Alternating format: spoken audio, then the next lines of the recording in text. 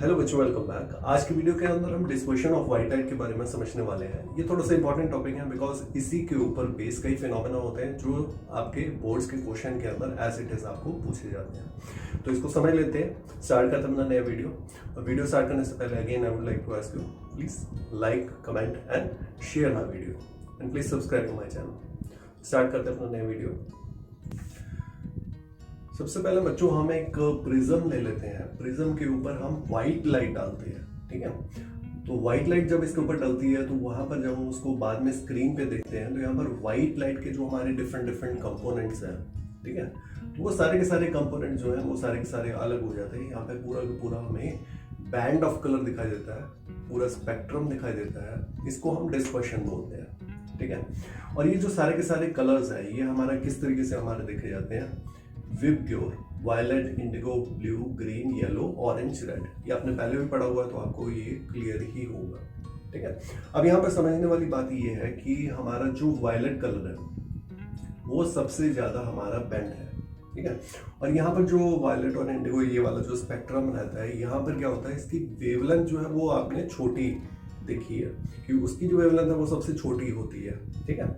जो रेड होता है उसकी जो वेवलेंथ है वो सबसे ज्यादा होती है और वो सबसे कम डिविएट होती है। तो यहाँ पर हम एक रिलेशन देख सकते हैं कि जिसकी वेवलेंथ सबसे कम है वो सबसे ज्यादा डिविएट होता है, जिसकी वेवलेंथ ज्यादा है वो हमारा डिविएट कम होता है, ठीक है।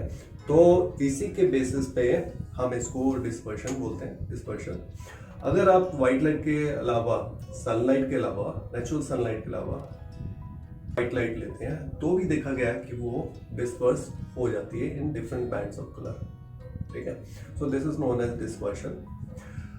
इसके अलावा मैं एक और बात बताना चाहूंगा कि सर आइजैक न्यूटन ने क्या किया था कि एक ऐसा ही प्रिज्म लिया, इसके आगे एक और प्रिज्म रखा। पर्पस ये था, वो ये देखना चाहता था कि ये जो बैंड ऑफ कलर्स है ये फर्दर और डिवाइड होते हैं या नहीं होते हैं, ठीक है। तो यहाँ पर तो उनको कोई सक्सेस नहीं मिली, तो उन्होंने एक और तरीका किया। तो आइजैक न्यूटन ने क्या किया, जो प्रिज्म लिया उसकी पोजीशन इन्वर्ट करके देखा, ठीक है। तो यहाँ पर आप देख रहे हैं जब ये लाइट जा रही है तो यहाँ पर डिस्पर्शन हो रही है, यहाँ पर ये स्पेक्ट्रम पूरा बन रहा है और ये फिर दोबारा से यहाँ पर इसके ऊपर प्रिज्म के ऊपर पड़ रही है। तो यहाँ पर जो है, यहाँ पर जो लाइट निकलती है वो अगेन रिकॉन्स्टिट्यूट होके व्हाइट लाइट ही आ रही है। तो इस स्पेक्ट्रम से, इस एक्सपेरिमेंट से हमें ये पता चला कि व्हाइट लाइट के ही डिफरेंट डिफरेंट कॉन्स्टिट्यूएंट्स हैं। वो ऐसा नहीं है कि यहाँ पर जो हमारा प्रिज्म है उसकी वजह से उसके डिफरेंट डिफरेंट कलर्स आ रहे हैं, ठीक है। ये सारे के सारे कॉन्स्टिट्यूएंट व्हाइट लाइट के ही है, ठीक है। तो इससे ही हमें पता चलता है। तो डिस्पर्शन का हम कोई नेचुरल फिनोमेना भी हम देख सकते हैं जो आप सब लोगों ने देखा होगा, बिल्कुल देख सकते हैं, जो हमने रेनबो के अंदर हम देखते हैं। अब आपने देखा ही होगा कि जब बारिश होती है तो बारिश होने के बाद जो स्काई है, स्काई के ऊपर एक वंडरफुल रेनबो आपको दिखाई देता है, ठीक है। तो रेनबो बनने के लिए हमारे पास दो चीजें होनी चाहिए।